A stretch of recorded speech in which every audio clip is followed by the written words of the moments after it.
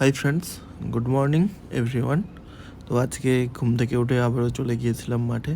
তো মাঠে গিয়ে দেখছি অনেকটা ভালো ওয়েদারে সিনিয়র জুনিয়র গেম হচ্ছে, আবার সেটাও 11 সাইড। তো 11 সাইড গেম ছাড়া ফুটবল অচল, সেটা সবাই জানি।